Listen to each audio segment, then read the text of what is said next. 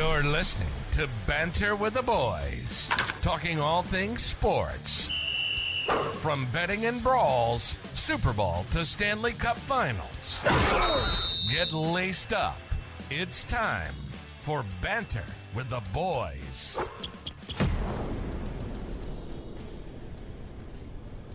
What's up, everybody? Welcome back for another episode of Banter with the Boys. We are talking Week 8 of the NFL season.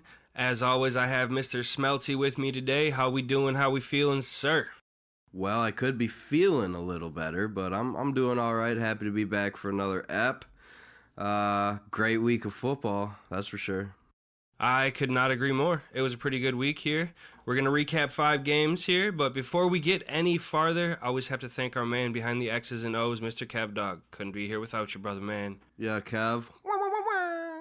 So, I know I kind of went over this briefly last time in the middle of the episode, but just want to break down exactly how these episodes are going to lay out here. We have some upgraded audio equipment, so we should be good to roll out here every week and should be bringing you guys an episode every week. But as always, like, comment, subscribe. We are on YouTube now as well, so make sure to go over to YouTube. As always, you can get us on our Spotify channel also. So we are going to start each episode with 5 games that we're picking to be the games of the week, also including my favorite team, the Packers, Smelty's favorite team, the Vikings, are going to be included in either one or two of those games. So we're going to recap those 5 games. We're going to pick winners of those 5 games. We're going to keep a tally each week, and then the following week we are going to recap those games and then also pick 5 new games of the next week's slate. In between that, we are going to throw in our own personal segment here we're going to call Tent Talk. So that's going to be any big news that happened, whether it be an injury that came up, a signing, a trade. You know, as of this week, for example, we do have the trade deadline approach us. We did have some big trades we will talk about. But that's going to be what that segment's going to be dedicated to. Then to recap Tent Talk, we are going to have Smelty have his own segment during the podcast here, which is going to be the bonehead move of the week, which Smelty's just going to pick one of the biggest bonehead moves of the week here, and we're going to talk a little bit about that. Throw some entertainment value into the podcast here so it's not just strictly football. And then, as previously mentioned, we're going to then just pick the new 5 games, our 5 games of the week. We're also going to have a game of the week that are just our locks, the biggest game we're going to think of here, or the biggest, for sure bet that we are going to pick during the week. Well, let's get started, sir. We had our 2 teams face off. My Packers were at home at Lambeau. Your Vikings came in, and our Packers looked just terrible. I'm going to get into it here a little bit more, but as a Vikings fan, I'm sure this will bring you joy. Let me know how that game went, sir. Hey, the game as a whole is bittersweet. Obviously, we know why as we get into that in a little bit, but I'm going to take that W. In Lambeau, now I'm going to tell you right now, when you guys come over to the bank, you ain't winning here either. Wait, dude, no, we didn't play already here. Yeah, so when you do come here, that's what I thought. Let me back up. When you do come here, you ain't winning here either. So we'll go 2-0 on the Packers here this season. You heard it here. I don't know if Jordan Love will be the quarterback at that point or not, but I'm really thrilled with it. I think the game went well for Vikings in general. The defense looked ridiculous, mixed with the Packers' inability to move the football. I mean, when you have to have your fans start going nuts over a first down, the first down, that's wild. That says all you need to know. Like, you know the offensive woes. Like, what do you think is going on? What is stopping them from getting past this bump in the road? What it seems. The biggest thing that's contributing to our offensive woes is our offense hasn't changed since last year, and we got rid of a generational talent at quarterback. You can't run the same offense as an Aaron Rodgers with the Jordan Love. We don't have top-tier receiving threats that can go up and consistently win those one-on-ones or win those routes. When you have that Devontae Adams who, you can throw the ball to, and there's a very good chance he's going to come down with it regardless of what's around him or who's around him. We just don't have the receiving talent to run this offense. They're not getting as open as they would like to be. And Jordan Love is just missing throws. You can't blame it all on LaFleur's system when there's throws that he's just flat out missing. He can't complete a deep ball. That's just completely out of the question at this point. And for the first time in a very long time, the Packers have some receivers that can actually stretch the field. We haven't had a Christian Watson. Jaden Reed has some wheels on him. Like, we just don't do that. And then on top of that, we have Aaron Jones having 7 carries. We're not going to win a lot of football games having Aaron Jones not touch the ball more than 10 times. I mean, do you think Aaron Jones was on a pitch count, though? Pitch count or not, so A.J. Dillon had 7 carries. Jordan Love led the team in rushing with 4 carries for 34 yards. We had 17 total rushes. With 4 of those being QB, whether they're designed or not, whatever. I can't remember, honestly, if they were or not. I'm assuming those are scrambling away and getting what you can. But yeah, if that's the case, your quarterback's scrambling away, getting what he can, and he's leading the team in rushing, that's weird. That's not good. It's not a good sign. No, and it to me, it comes down to the play calling. You're going against a Vikings defense that is not a great defense. Made them look really good last week when you're playing the Packers offense, but they're not a top-tier defense, especially against the run. But you know they're going to be blitzing you at this point. 50-50 chance they're coming. Flores is sending the house. Great. Design a run play that you can run against the blitz. That's what I'm saying. They weren't ready for it. But you have to be ready for it.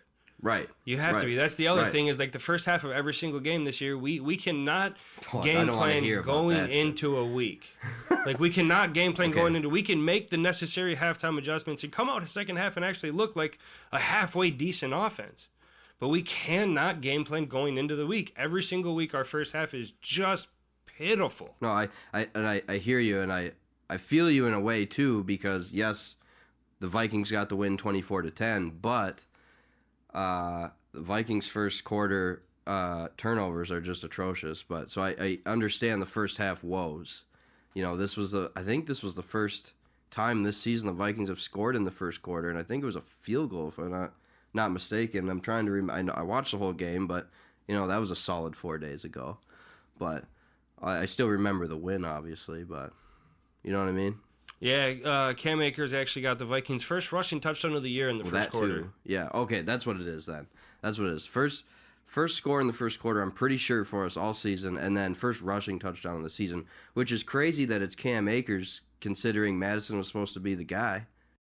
Madison's not the guy. No, I'll tell you that right now. He's. I mean, I've discussed it with you before. Yeah. He's not a one running back. He's a 1B2 running back in this league. He needs that bell cow that can carry the lion's share, the Dalvin Cook that he's had, and come in and be complementary to that running back. He just can't handle the workload. Then for the Vikings, it's time to give Cam Akers the fucking ball. I 100% agree with you. Like, he had 9 carries compared to Madison's 16. No, spread that out a little more. It's time. Akers has been here now, I think, this will be week 3 or 4, learning our playbook over here. I know KOC's got to have some up his sleeve for him. There's a reason why they brought him here, and it's probably to be that 1-2 with Madison. Then start letting it happen, you know. Definitely got to get Akers the ball more. Madison's just simply not it. And I really like this Addison cat. I predicted a couple weeks ago that he would, go for 125 and 2 tubs. I was just a week away from that. He did it the following week. But when JJ comes back, and with Hockenson producing like he is, that offense is going to be scary. However, you lost your quarterback. We did lose the quarterback, and it's super unfortunate. Like, it's not just obviously like that Kirk was cooking, because he was the last couple weeks, San Francisco and now in Green Bay. It's more than that. The dude's a leader on the team. The guys respect him. The league respect him. I mean, there's guys around the league that respect Kirk because of just who he is as a person. So it just sucks for a guy, too, who really hasn't had injury history in the NFL. He's usually been pretty healthy. So it just sucks to see it for the guy. The Vikes got some interesting things to think about. They made a move. We'll talk about the move later. And then they got the rookie. So we'll just see. We'll just see what they want to decide going into Atlanta. Atlanta's going to be starting a different quarterback this week as well. So that's shaping up for a good matchup, but we'll talk about all that later. Yeah, it's really unfortunate that he went down, not only because he's playing the best football you could argue in his entire career. He's been a consistent quarterback this year. The biggest reason I know that is not that I'm a Packers fan living in Minnesota, is he's my fantasy quarterback, man. He's been great for me this year, and I just lost a lot of consistency with that. So it is what it is. We'll get into his replacement a little bit later. Let's move on to the next game here. We had the Bengals going into San Francisco and taking on the 49ers and just fucking wrecking them, dude. And that was a game the 49ers can't lose, in my opinion. That's what, their third loss in a row? Third loss in a row? Like, you can't... Who did they lose to before the Vikings? I can't remember who it was that gave them the first L. The Browns? Browns. So you're going to lose to the Browns. You go to Minnesota, lose there. And now you're going to go home and lose to the Bengals, who are trying to find themselves. And now, a couple weeks in a row, I would say the Bengals have probably found themselves. I would agree with you. The Bengals look back. Joe Burrow's back in his form. He was 28 for 32 for 283 and 3 touchdowns with the quarterback rating of 134.8. That's really, really, really hard to argue against. That was just an incredible stat line. He diced up this 49ers defense. He was sacked only 3 times, but to be honest with you, he didn't get pressured a lot throughout the game. That vaunted front 7 of the Niners D, that's where their specialty is. They couldn't get to him.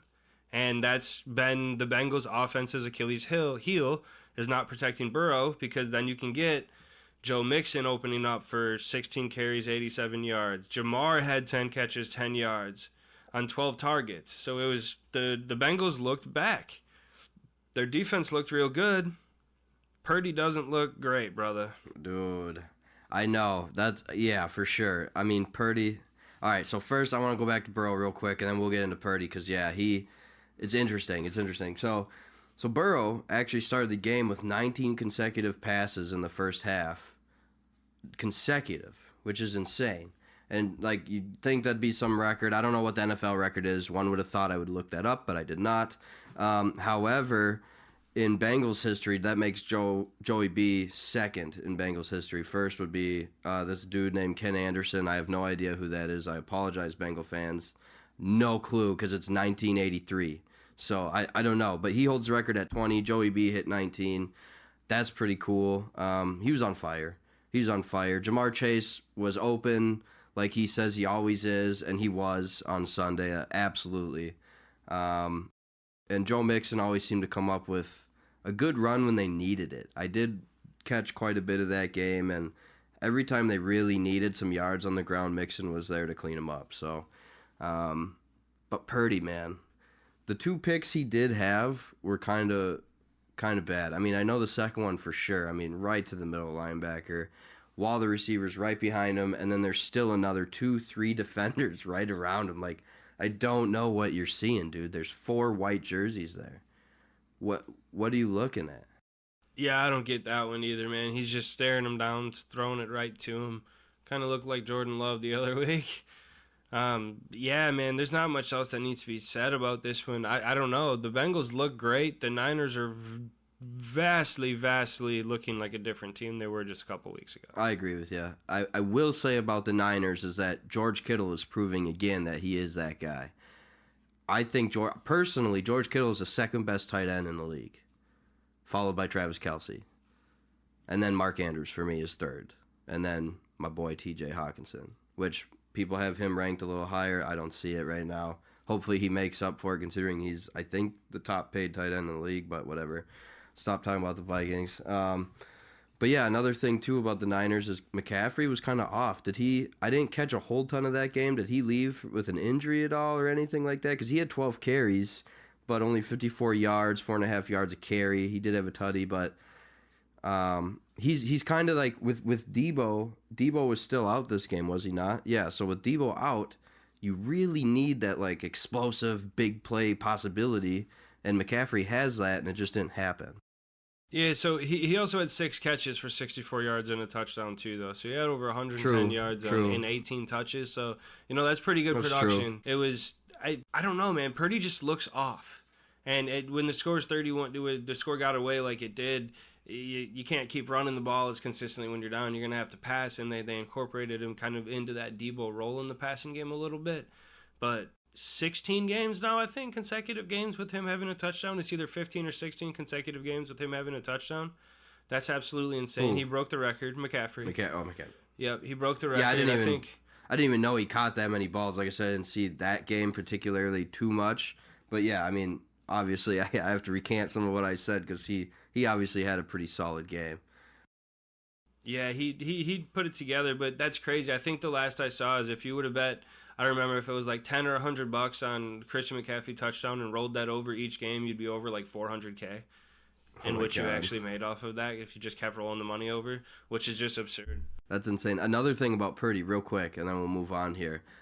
Purdy also didn't have, I swear I saw this. He didn't have an interception at home, or he had one interception at home in every home, all the home games he's played to this point in his career, which obviously isn't many, but he only had one. And then he went off and threw two at home in his comfort zone, and they were bad. So, yeah, it's really interesting. Something to keep an eye on for next week.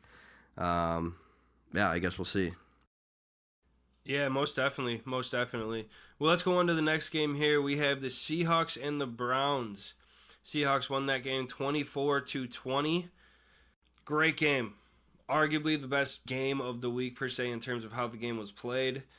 We have P.J. Walker still in at quarterback for the Browns. He didn't look great this game after he looked halfway decent against the Colts and the Niners. Kareem Hunt, 14 carries, 55 yards. Didn't look great either. He did score, but that's not a great, yards per carry. And then Jerome Ford didn't have the game I was expecting him to either, with Pierre Strong Jr. getting a bulk of the carries also. Fun game to watch. What's up with Geno Smith this year, man? Doesn't look like the same quarterback as last year, and he has better talent. Yeah, no, 100%. Real quick, 49ers are also on bye next week, so my bad on that. Keep an eye on it after bye week. But going back to Geno Smith. Yeah, I don't really get it. I mean, he's got the big arm. He's got the downfield ability. We saw it on a pretty nice play to DK, real deep over the shoulder. DK catches it perfectly. It was like, I don't know, 50-yard play, whatever. But so we know Geno's still got the arm in him, but it's the decisions now. Who he's looking at is kind of weird. I mean, it was quarterback play on both sides of the ball that game that was kind of off. I think the game could have been a lot more higher scoring if the quarterbacks actually really showed up to play that game. I feel like both didn't really play that well. But Geno specifically, I don't know. I don't think there's anything that I don't know. He should be still producing at the level he did last year. I mean, he's still out here winning football games. That's a fact. Yeah, the Seahawks are 5-2. They've taken in control of that NFC West division at this point with the Niners going on their skid. So they're doing what they need to do to win games. They made a big acquisition here at the deadline. We'll get into that later. But I don't know, man. This Seahawks, they have so much talent on offense. They need to run more. They need to run Kenneth Walker a little bit more. I would agree. They only had 17 carries the entire game, and only 8 with Kenneth Walker. You just can't. He's a potential game changer, right? And he averaged 8.3 yards a carry. Well, okay, one carry he had, what was it, 25, 24 yards? Oh, 45-yarder. So yeah, run him more, man. Get him the touches. He is that guy. He is that guy. Let him open up the passing lanes. I'm 100% with you. They also have the Zach Charbonnet cat who's been pretty good too. He had 5 carries for 53 yards. So they have that big threat ability at the run game. Punch. Yeah, they have that, and it's not even like a thunder and lightning. It's a lightning. Right. These cats are quick. They can get in the open field, and they're hard to get down. So I think they need to focus more on that part of the game as well, especially with Geno's decision-making being as questionable as it is. And this is something I just saw that I didn't notice. DK had 14 targets that game, 5 receptions, but 14 targets. Lockett had 9. Jackson Smith-Njigba had 4. But I guess what I'm trying to say is I mean, if you're playing the Seahawks, you already know DK is going to be an issue, right? You're already going to key on him a little bit.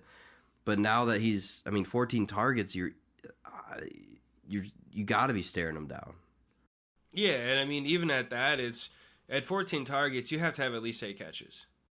Yeah, right. Well, or unless the throws are that bad. But if the throws are that bad, and DK's catch radius is be crazy. Not to go sports science on 14 targets. You. Yeah, right. You have to have more than 5 catches on that many targets. Right. You're a receiver of his threat. Now, I mean, I just actually traded Kenneth Walker and DK Metcalf in one of my fantasy leagues so him with Kyle Pitts. for Patrick Mahomes, Damian Pierce, and Sam Laporta. Ooh, Laporta. So I'm hoping that the Seahawks don't do great. And then it's funny little quick story was neither one of us knew that we actually were playing each other this week. So you made that trade? So we made that trade, and now we're playing each other this week. That's actually hilarious. Yeah, but back to what actually matters here in the podcast. So, yeah, the Seahawks came on top. It was kind of a sloppy game on both sides, 2 interceptions on each quarterback. Both quarterbacks fumbled once, with P.J. Walker losing one of them. Geno recovered his. He didn't recover his. It was recovered by the Seahawks. But what do you think of P.J. Walker, real quick? I don't know, man. He's it's a tough to judge because he's so new into the system. He's very inexperienced at the NFL level. He shows talent. He shows the potential, but he's nothing more than a career backup to me. Does he deserve a spot on a 53? Absolutely. He's a better backup than shit. I'd take him as a starter over Jordan Love right now, to be 100% honest with you. But it's it's Deshaun's team when he gets back. He's making all that money. No doubt. And right now, any big play that really happened this weekend, Amari Cooper was bailing him out. I mean, Amari Cooper was... The way Amari can move his body in midair is insane. So, there's one play playing over and over in my head from this weekend, and it's just he kept bailing him out, and Njoku as well. They didn't really cover Njoku well, but he only had the one play. He had the one big play of 41 yards. They didn't yards. cover him at all on that play. He was wide open. Yeah, he was wide open, but he had 4 catches on 8 targets. Yeah. So you'd think a little bit more production out of him too if he but was. And that's another thing. If we're looking at targets, Amari Cooper was 6 receptions on 11 targets. That's an instance where I saw P.J. Walker make a lot of bad throws. Yeah, just sure. Straight bad throws that nobody's catching that. Yeah, most definitely. But yeah, Seahawks came out on top. They're 5-2. They're in charge of that NFC West division. Browns going to 4-3 on the year, still very much in that AFC North division. Yeah, very competitive AFC North. Very competitive North this year. But let's move on. Next, we have the Eagles going down to the nation's capital and taking on the Commanders. This is a game that the Eagles should have just dog-walked the Commanders. The Commanders are not a good football team. They made Sam Howell look like he more than belonged in this league. They won the game coming out on top at 38-31, but with this Eagles defense is what they were supposed to be coming into this year with their front seven as what it was, setting the NFL sack record next year. They had 1 sack on this cat for one sack, and he really was not under pressure at all during the game. Yeah. To be honest with you, I thought the Commanders were going to come out on top this game. They should have. They really should have. Hurts played good. Hurts finally played good, but if Hurts didn't have A.J. Brown, if this team did not have A.J. Brown right now, they would be in shambles on offense. They would be in trouble. I agree 100%. The catches this guy makes, and there's one that is going to be the catch of the year, hard to beat, with that one-hander that he was up with his left hand, pulled it down as he was basically toe-tapping in the end zone. Just absolutely spectacular catch. I don't know what to say about this Eagles team. They're winning games. They're 7-1. They have the best record in the league. But what are they? I don't know if they know. I think that defense just needs to continue to gain more experience. I agree with you 100%. They should have, your quote, dog-walked Washington this week, and then they didn't. They let them stay in the game, and then the fourth quarter was crazy. But, yeah, what the hell? I don't understand what's going on. I want to say it's just experience together as a unit is what they need. But like you said, they're still 7-1. They're still figuring it out. Gosh, I really want to disagree with you so hard on something to start something up, but you're right. I mean, without A.J. Brown, they probably lose that game this weekend for sure. Oh, absolutely. I mean, just as to touch on A.J. Brown and his dominance as well, I don't remember exactly how many games. It's 6 or 7, maybe even 8 games now with consecutively with over 125 yards, setting the record there. That is just incredible. Just incredible. Wait, how many games? It's 6, 7, or 8 in a row with 125 yards in a row. Oh my god! Just stupid numbers this guy's putting up. He's just a freak of nature. So it's just what do you think they're gonna throw to? You know what's crazy about that? You know what's crazy about that, Smelty? What is it? Him and DK Metcalf, both second-round picks in the same draft. Every single team could have drafted either one of them. Yeah. The Titans just giving away everything right now. Oh, bro, the Titans are. I'm so glad he's not on that Titans team, though. Yeah. Oh no, 100%. No, this was a great move for his career, and dare you say, one's mentality, You're a part of a franchise that, as the Titans I'm talking about, like flirting with the playoffs, but can't really get over that hump. And now you go to arguably one of the best teams in the NFL, one of the teams that have the most momentum in the NFL. And I'm talking like season to season right now, having the momentum coming into the season, knowing who you are as a team already and continuing that on. And now you see it, they're 7-1, but yeah, what a career move for him. Lucky. Yeah, just lucky think right now, Smelty, what would he be doing in Tennessee? His big ass will be run blocking for Derrick Henry. And they were even taking calls for Derrick Henry, you know. So like, yeah, but they're just I know. That's like, that's how they would be using him right now. Yeah, man. But enough of kind of. But one thing you did mention right when you came into this game, you said the Eagles' defense made Sam Howell look like he belonged in the NFL. Are you saying you do not think Sam Howell belongs in the NFL? So I guess I sort of maybe got a little bit in the moment there. He definitely belongs in the NFL. I think he's a starting quarterback in the NFL. Again, I'd take him over Jordan Love right now. I really would. Dude, Sam Howell with, I really would. With but Christian Watson would be interesting. We'll see what happens. I mean, he's had a couple good games this year. He's had a couple shaky games this year. So as you would expect out of a second-year player, I think he's proved he's an NFL quarterback. You know, he's going to be in the league a long time, whether that be in a starting capacity. Definitely need to see more consistency. They have all the weapons on offense. They don't have a great line. That's what surprises me about the one sack is going into the game, the Commanders have the worst rated pass protection in the league. And you have all those dogs. On defense for Philly. Yeah, right. And I mean Jalen Carter got hurt. I don't even know if he actually played this game, but he got hurt in the game. If he did, I'm not. But that's that. I don't know. That's an interesting one, man. But we'll see what happens with the Eagles. They got a big game this week, which we'll get into later. But let's move on. So to round out the 5 games this week, we didn't have a big game that really had a lot of impact to round out the 5th game here. So the game we did choose was the Panthers-Texans. We had the Panthers getting their first win of the year, going down to Houston and beating the Texans 15-13. Biggest reason we took it, we had the 2 highly touted quarterbacks coming into the draft this year, C.J. Stroud, Bryce Young, going, the first and I think it was 3rd overall pick, but it doesn't matter because the Texans had 2nd or 3rd. He would have been a second or 3rd overall. It doesn't matter. Yep. But that was the headlines going in. So let's talk about that then. Like, who do you think has performed the best this season to this point? Who would you have on your Packers, like if they would have had first pick overall last year, knowing what you know at this point in the season, who would you rather have on your squad? There's nobody that would not say C.J. Stroud at this point. Mm-hmm. This is the only game this year that Bryce Young has looked actually decent. And I mean, I say decent. He was 22 at 31 for 235 and a touchdown. Doesn't blow your socks off with his numbers. But C.J. Stroud's looked damn good this year. Not in this game. Didn't look great. 16 to 24, 140. Didn't throw any touchdowns. But it's C.J. Stroud's looked very, very good this year. No, and I agree 100% with you. He looks more complete, more NFL ready.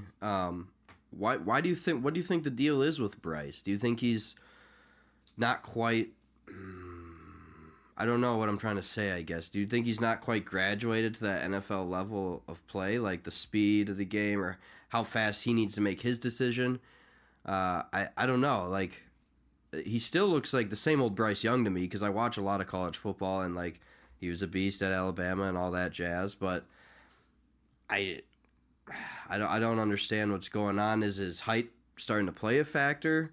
But you see guys like Kyler Murray, he can still ball out now. He's got his issues the past year or two, but like the height thing I think is taken way out of proportion nowadays, especially because you look at one of the best passers, the best quarterbacks of our generation, Drew Brees, and he's the same height. Right. So it's, you have Kyler with his ability, a lot different ability than Bryce. But to answer your question, I mean, coming into the draft, I thought that Stroud was going to be the best NFL quarterback. Anthony Richardson had the most upside. Bryce Young is the best. Put him in. He's going to play. He's never going to be a great quarterback. He's never going to be a bad quarterback. He's going to be a very median quarterback. He's going to have an Alex Smith, Ryan Tannehill type of career. where C.J. Stroud I could see actually excelling to be a top 5, top 7 quarterback in the league. With his style of play, he has the NFL body, he has the arm strength, the arm speed. Well, it's the personality of C.J. Stroud too, and I'm not hating on the personality of Bryce Young. I think he's got a great personality too, but C.J. Stroud's definitely a leader. I mean, you can tell by all these interviews and blah blah blah that his teammates are kind of taking him in, there in Houston, and they're really liking what he's doing. They're jiving with it, and you're starting to see it on the field. Yeah, most definitely. And, I mean, in terms of talent between the two, I would say their talent's pretty similar, to be honest with you. Now, the Panthers haven't had Miles Sanders in quite a long time, but the Houstons don't have any resemblance of a run game. I'm not necessarily excited to replace Kenneth Walker. Why can't I think of that? K9 with Dameon Pierce for fantasy reasons, but, I mean, they don't have a top-tier receiver, the Texans, nor do the Panthers. Now, Adam Thielen looks rejuvenated in his late years in his career. Hey, shout out Adam Thielen. He's proven the Vikings wrong. Now, don't get me wrong. The Vikings had to make their move because of just straight money-wise and what he was about to make for him. But he's proven people he can still run routes in this league, straight up. Well, that's what I was saying, man. Yeah. Like, he's proven he's still, but he's not a No. top 10 receiver in the league. You're not what he was at his prime, I would say, in Minnesota. But he's proven to people he can still show up in the league. And I think it's great for Bryce to have a guy like that.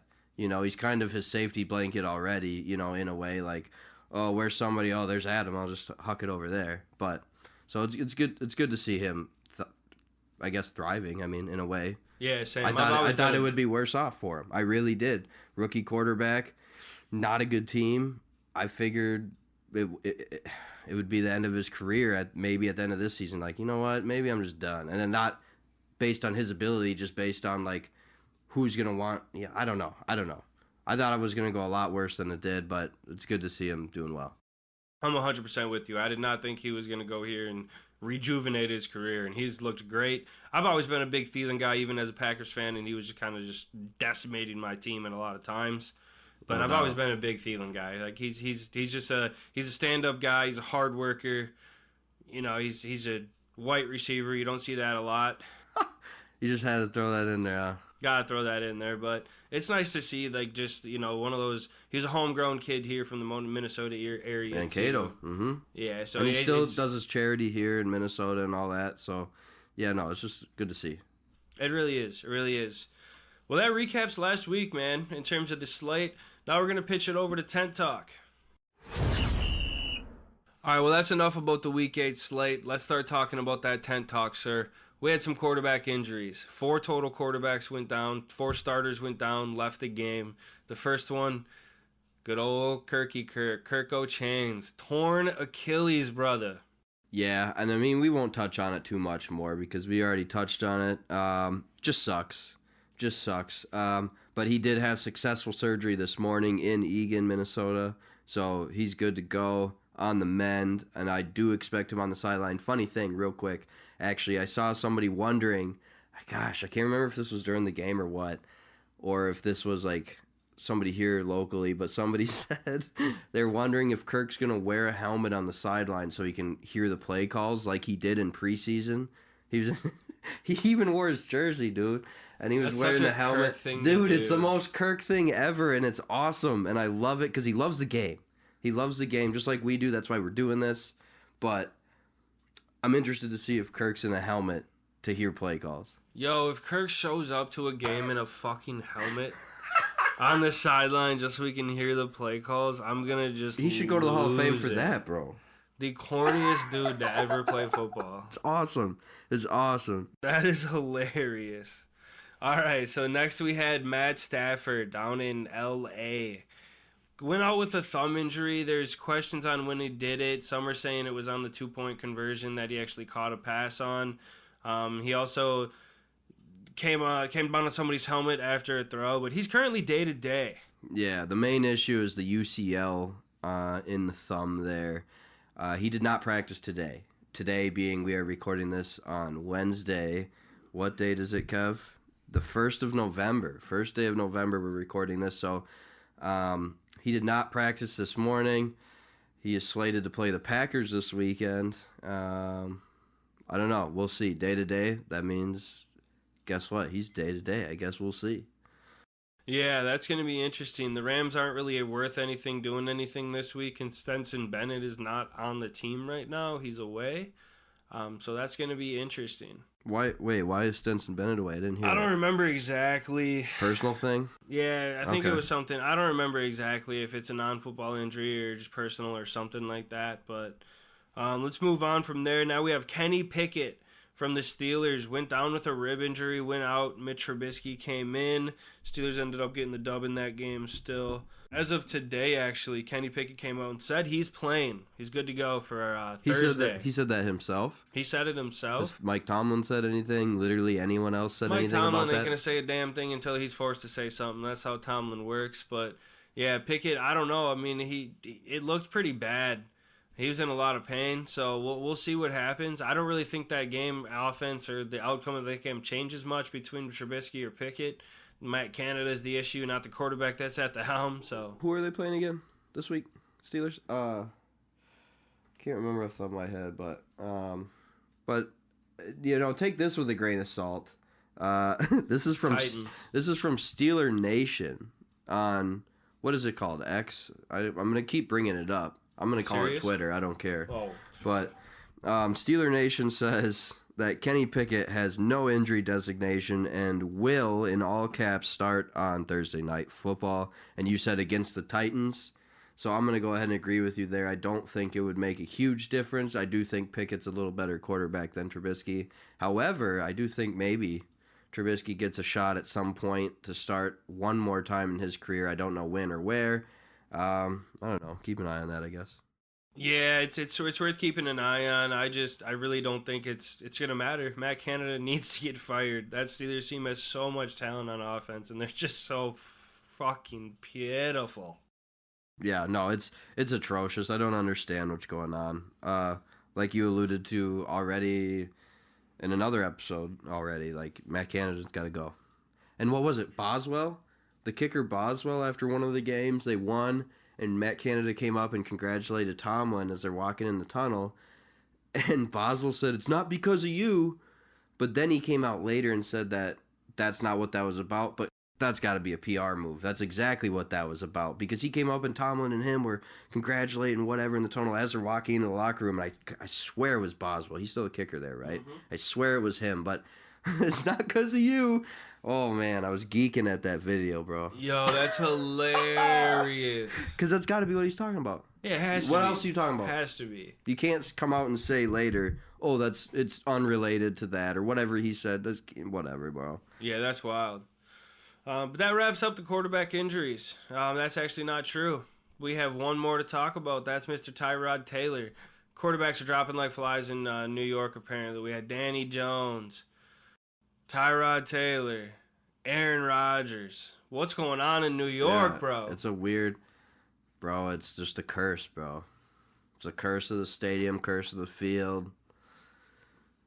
If you're a quarterback, don't go play in New York, I guess. I don't know. If you want to, you can probably try to take Josh Allen's job, but it's going to be tough.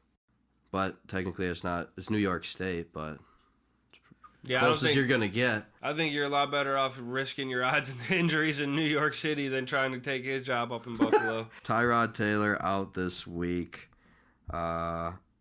I don't even know who they're going to start. Probably Tommy DeVito, huh? Tommy DeVito is set to start. He's set to start? Okay. Danny's little nephew. I'm just Danny's little nephew. Look at us cracking up. All right. Do you think Carson Wentz goes to the Giants at all?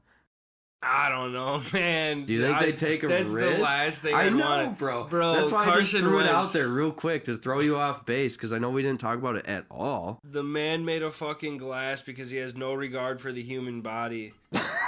That guy, put him in New York where the quarterbacks are just getting injured. That would be so funny. Oh, man. All right, brother. Well, that's enough of the quarterback injuries from last week. We had the trade deadline come and go. We had some big trades. We're going to touch on a couple here. So before the deadline about a week ago, we did have Kevin Byard go to the Eagles for Terrell Edmonds, a 5th and a 6th rounder. Yeah, I don't really have any comment on that. Just swapping fellas. Yeah, I mean, Kevin Byard's a player. He's a baller. But you're getting a perennial Pro Bowler in that secondary. When we've talked about the Eagles' defense, the secondary is their biggest issue.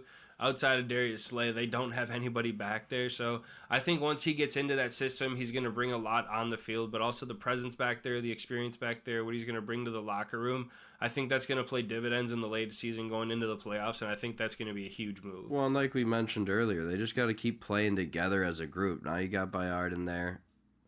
See what happens these next few weeks, but you got to get on a roll defensively because what you showed against Washington ain't it. That's not going to win you a Super Bowl. That sure as shit is not. So then we had the trade deadline kind of get started with the first wave of moves here with Leonard Williams going to the Seahawks for a 2nd and 5th rounder. That's a big move, man. Leonard Williams is a player. Yeah, no doubt Leonard Williams is a player. In your terms, he's a dog. Why is he worth more to the Seahawks, or why did they give up more draft capital to obtain him than, say, like what we'll touch on in a little bit, as the Bears did for Montez or the Niners did for Chase Young? Like, what is so appealing? What is he really bringing the Seahawks? I would say experience, and it's a little bit different position. He's an inline 3-4 DN. He's not an edge rusher per se.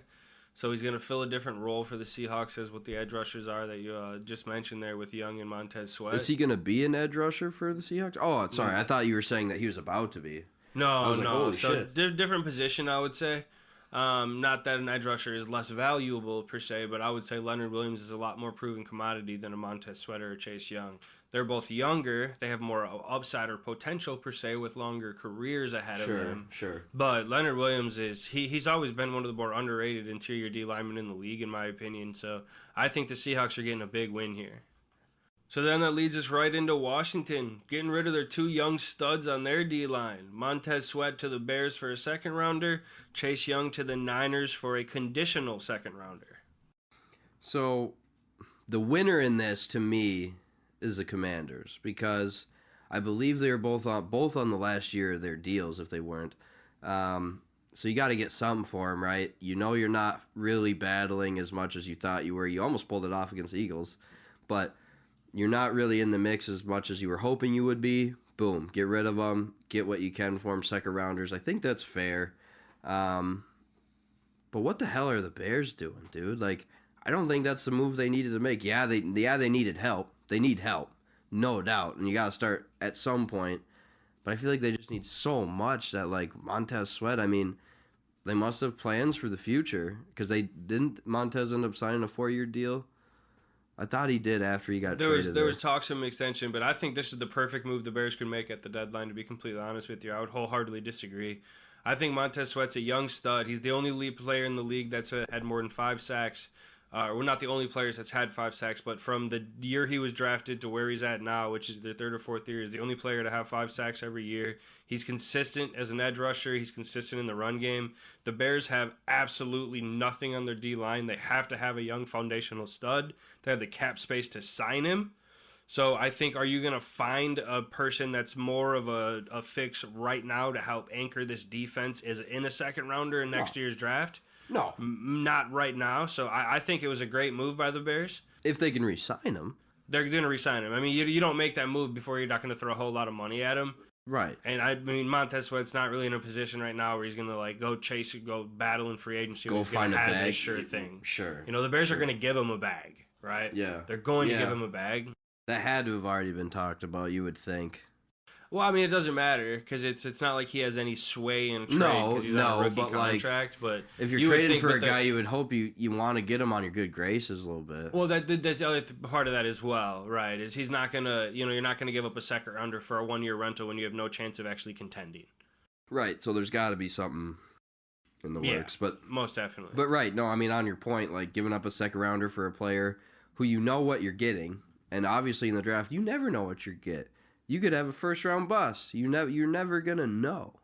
So I get what you're saying. I still think it's wild to do it. Now if they do sign him to like a 4-year deal or something, all right, then it's a good move because now you have somebody to build around on defense. But I guess we'll see. Yeah, exactly. And then Chase Young to the Niners. The Niners defense just needed more talent, I guess, right? Nasty. This is more interesting to me because this is the Niners just putting an all-in push to win the Super Bowl this year because they're not going to have the cap space to re-sign him to a long deal. They have so much money invested in that offense or in that defense already, and then you got Debo, CMC, and Kittle on huge deals. Going to have to pay Purdy in a couple years. Maybe.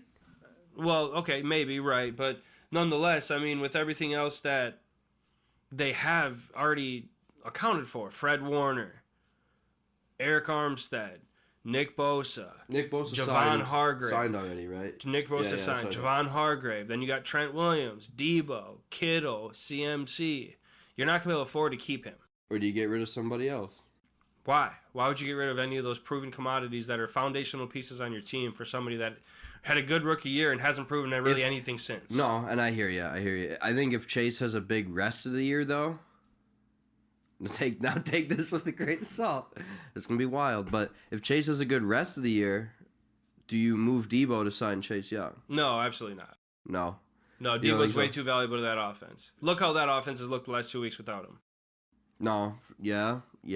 He's that Swiss Army knife. He's Kyle Shanahan's just utility tool that he can just put anywhere he wants to. Like, Debo's way more important. I mean, you look at that front seven. How much better do you really need to get? How much value does Chase Young That's why really I was surprised need they brought him in. But like you said, it's obviously a rental player to go all in and go for it and see what happens. But I mean, this reminds me of the Rams. The year they won the Super Bowl, they go get the Von Miller. Sure. They go get the Jalen Ramsey a couple years before. They signed the Odell Beckham.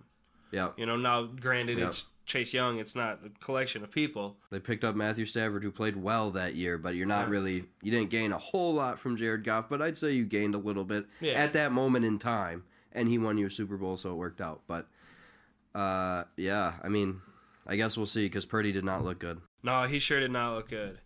All right, so that leads us to Joshua Dobbs getting traded to your Vikings. They gave up a 7th-rounder and then got a 6th-rounder out of it. So they got Joshua Dobbs and a 7th-rounder for a 6th-rounder. How do you feel about this, man? It's an interesting move. So, because I was actually watching the trade deadline for once, like had NFL Network on, all that jazz, kind of just paying attention. And just like any American, I was on the phone with a debt collector, and we started talking about football instead because right at that moment, Josh Dobbs got traded to the Vikings. And I was like, what the hell? That's a pretty wild move. I don't know. I don't know. I don't think they traded for him to start, but I think Jaren Hall gets a start this weekend against Atlanta. And judging by that game, then Dobbs could either start the next week. We would see, but it's a wild move. I honestly expected them, as much as I didn't want them to do this, I expected them to go after Tannehill, which again I did not want. I low-key, as wild as this is, and everybody's like, he's such a dumb quarterback, like he makes dumb decisions. He does, but he's got a cannon. I really wanted the Vikes to go after Jameis Winston, low-key. That's who I thought they were going to go after, and I thought that would actually be a really good fit for the plug-and-play, get what you need to get done the rest of the year, maybe have a chance in the playoffs. But And I think KOC likes those big-arm quarterbacks, guys that can stretch the field. And when you get JJ back and now Addison, you still got KJ that can come underneath and TJ. I mean, I don't know. I'm curious to see what happens. It is not the move I thought they were going to make, but they didn't give up a whole lot for it. I guess we'll see what happens.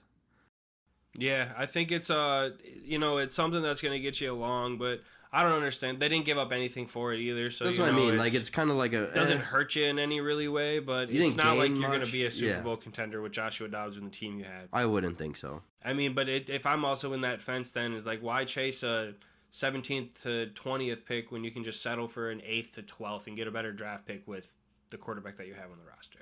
Right. So as a Packer fan, what would you do in the Viking situation? Would you tank right now? As a Packer fan, currently in our current situation, I hope we do not win any other game this year and get the 1st or 2nd pick so we can get Marvin Harrison. No. Sure. I feel ya, and that's a great pick. I'm talking about like if you were in the Vikings' shoes. Yeah. At 4-4, what would you do? You're 2 games behind Detroit. You have a chance, but don't give up any draft capital. Although, like I said, you're not giving up really anything. You're trading a 7th for a 6th-rounder in that regard. Or a 6th-rounder for a 7th-rounder in that regard. But it's like, I think Joshua Dobbs gives you a better chance to win than the quarterbacks on your team. But winning only does so much when you're not going to win a Super Bowl. The Vikings do not have a Super Bowl roster with Kirk Cousins on their team. They don't have a Super Bowl roster. Calm down. They would win the NFC North. I think they're a better team than the Lions. Sure. But they're not going to beat an Eagles or Niners in the NFC Championship game. Okay, in October. They beat them in October. Yeah, no, I feel you. And then they're not going to touch anybody in the AFC in terms of the Chiefs, the Bills, the Bengals, the Dolphins. They would get dog walked. Like, so it's like they're... I'm on the fence of making the playoffs doesn't do shit to me. Now, granted, I am very, very lucky with the team that I have rooted for my whole life, where making the playoffs is more or less an expectation. So where you don't make the playoffs, like, to me, like, it's Super Bowl or bust every year. So if we're going to make the playoffs and get a 20 to 25th pick, I'd rather lose 12 games and get a 3rd to 6th pick. Get better capital, get more talent to then give yourself that short little rebuild instead of getting that consistently 15th to 22nd pick. You're not going to get great talent, and you're going to consistently just kind of be in that retooling phase instead of just rebuilding where you can do a quick rebuild. Yeah, no, for sure. I hear you there. No, I was just curious on your take.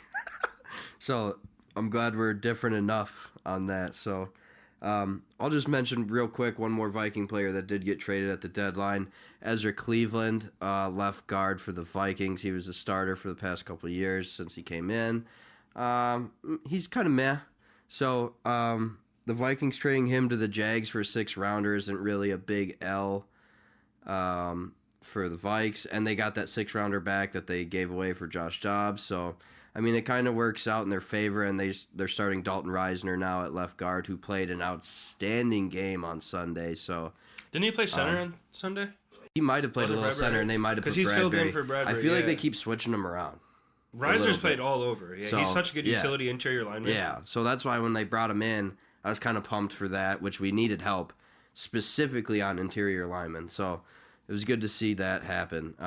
But your boys... you got 2 studs on the outside with O'Neal and Darrisaw. They might be. You could argue that's the best tackle tandem in the league. They might be. They might be. And that's not even a homer thing for me to say. Like, no, I'm a Packers fan. They might be the best tackle tandem in the league. Yeah. But your boys also got rid of somebody at the deadline. Yeah, the typical Packers fashion. Just had to get rid of our most consistent defensive player we've had the last 2 years. He was an all-pro player last year. Jair Alexander got torn up by Jordan Addison. So why not get rid of our best cover corner we've had this year? Rasul Douglas to the Bills. Now, we got a 3rd-rounder. I'm very happy with the 3rd-rounder for a cornerback that's 30 years old. Yep. We just signed Rasul last year to a 3-year deal, so we had this year and next year on his remaining.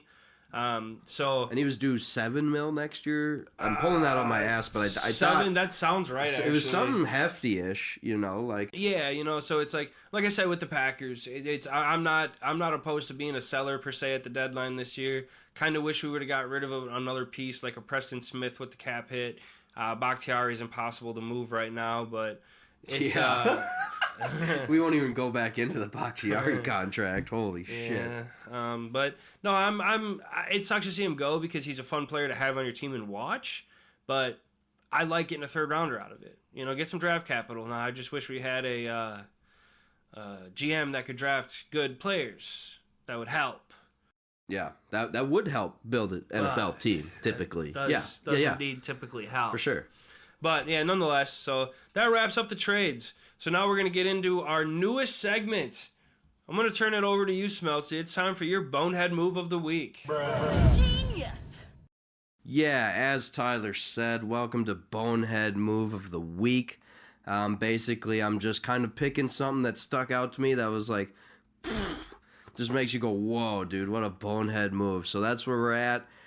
Bonehead Move of the Week this week, gotta be Kenneth Gainwell, man. So, fella fumbles the ball right before half, goes into half, decides to take out his phone, which who knows, maybe many players do. Maybe they start playing, maybe guys start playing music, get jacked back up. I don't know if there's any rules on that. Basically, he goes to social media. A fan had DM'd him and said, quote, hold on to the football. That's it. He didn't, as far as we know, there's no expletives, nothing. He wasn't coming at the guy. He just said, hold on to the football. And Kenneth decides to reply, little boy, don't text me. I think that's freaking hilarious, actually. But as far as like a bonehead move, dude, it's not a good look. It's not a good look, especially at halftime. You're still got to go out there and play another half. It's not a good look. That is freaking hilarious. So this was new to me when you brought it up. I had no idea, and that just makes me just giggle. Like, you're going to respond to somebody at halftime of a game, and you're going to respond for that foolishness. You're going to let some random fan get to your skin. Yeah. And like, of course these guys probably get hundreds of messages throughout the season, dude. I'm sure if thousands, like, it's got to get old. And at some point you're going to get frustrated. You just gave up a fumble. You feel like you have to clap back, but like, that's not the move, bro. No, that's not the move. Yeah, and just to wrap up the bonehead move of the week, I'm no NFL player, but I'd imagine at halftime you got to stay locked in. So if I can make any suggestion, stay locked in, man. You still got a job to do, and that job's playing football, unfortunately. So whatever you do outside the game, whatever, obviously, but like, game time, be locked in. Be locked in. Yeah, I couldn't agree more, man. You got to lock in, you got to play football, and you got to get paid. You got to play for what you get paid to do. But that was a great first segment of Bonehead Move of the Week. I'm glad we did it. I hope it lives up to the hype the rest of the time. Gonna be fun going forward with that one, man. But let's get into week 9, brother. We have one hell of a slate ahead of us. It was hard to narrow it down to 5 games, especially with 2 of those games being our shitty teams we do have to watch and root for. But let's get it started with my crappy team, the Packers. We have the Rams coming to town, coming into Lambeau. The Packers, for some reason, are 3-point favorites. Who do you like in this one? Honestly, I'm going to go with your Packers. I think if they can get Aaron Jones going at home, it's a wrap. Because the Rams are not good. So, to say the least, without going into too much detail, I take the Packers at home. I think they cover. Yeah, I couldn't agree more, man. I think the Packers are going to win this one. The Rams just aren't a good football team. I think we might actually get Aaron Jones involved. He was on a snap count the last 2 weeks, so hopefully they take that off. So we'll see what happens, but I think my Packers are going to win this and they're going to cover. Let's go on to your Vikings. They're going down to Atlanta, taking on Artie Smith's Falcons. Falcons are a 4.5-point favorite. And I think that is because Kirk is down, and I'm going to agree with it. I'm going to pick the Falcons at home over my Vikings. That hurts my soul. I want the Vikings to win. I will be cheering the Vikings to a hopeful win on Sunday, but I'm picking the Falcons. I think Taylor Heineke is actually going to light it up. I hope I am wrong. I agree, man. I think the Falcons are going to cover that 4.5. They do have a pretty good offense. Bijan Robinson is real fun to watch. That defense has some studs on it. I don't think they're talked about as good as they really are. I mean, saying they're not. That. Yeah. Well, yeah, saying that, the Titans also tore them to shreds last week with Will Levis, but we'll see. We'll see. But so we agree the Falcons are going to cover that 4.5. Now we got to get on to the big games, man. We got 3 bangers of games here. Starts off in Germany Sunday morning. The Dolphins are going to play the Chiefs. The Chiefs are a 1.5-point favorite. It's almost a toss-up. It's almost a pick 'em on this one. What are you thinking, man? Dude, this has got to be Banter the Boys game of the week. It's got to be Dolphins at Chiefs. Like, it's got to be. So, I think officially game of the week here. Dolphins at Chiefs. Chiefs by 1.5. I think Chiefs take the win there. I think it's going to be a really good game, though. I'm really excited to see it. Well, that's right. I said at home, but really it's their home, but in Germany. So it's going to be a little different there. So maybe more of a neutral site then. But I still take Chiefs. That doesn't change my pick. You got to find a way to stop Patrick Mahomes. I think the Dolphins are going to win this game. Oh, here we go. Let's go. I think the Dolphins are going to win this game.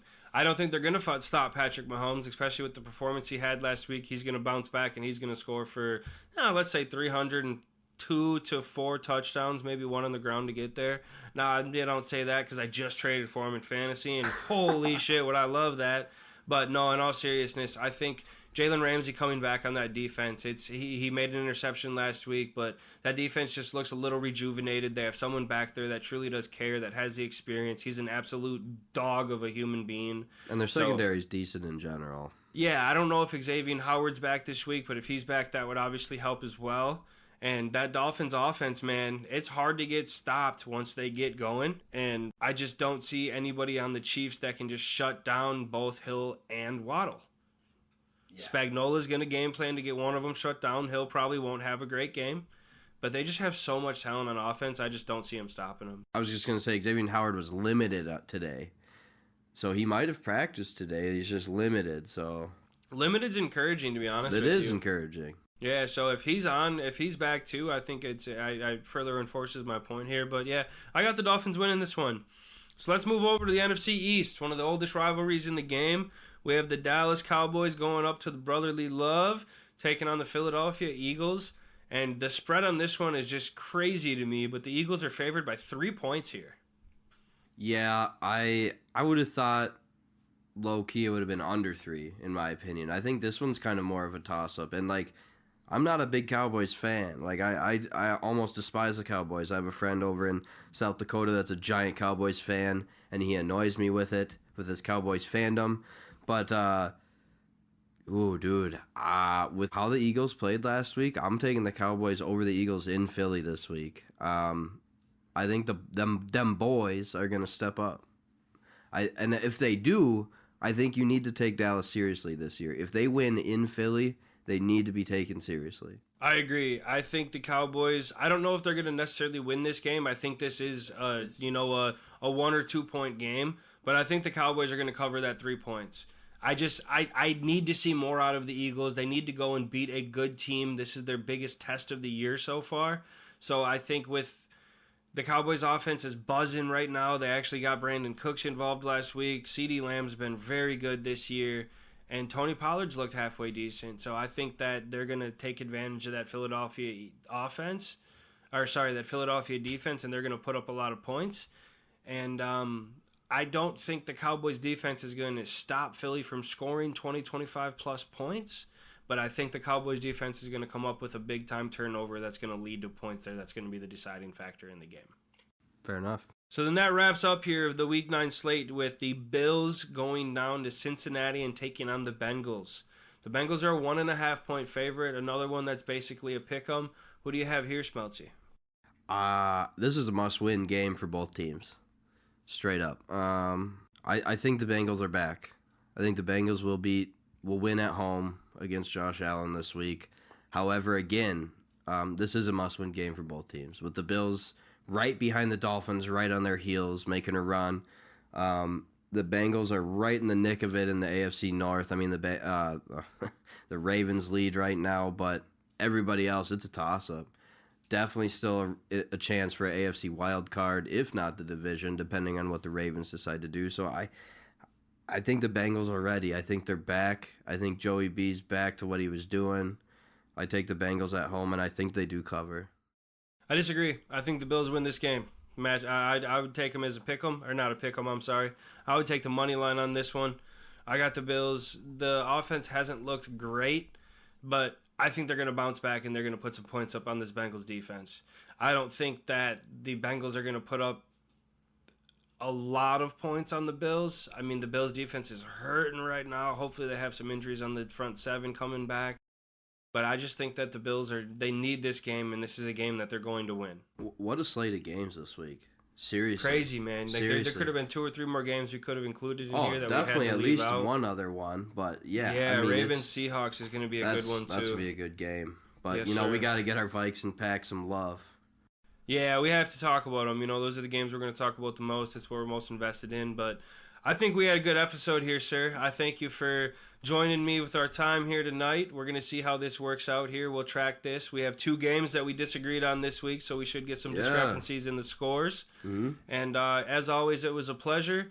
To all of our listeners, make sure to like, comment, subscribe. It's been an absolute pleasure. This has been another episode of Banter with the Boys. We'll see you next week. Don't forget to follow, like, and subscribe. Tune in next time for more Banter with the Boys.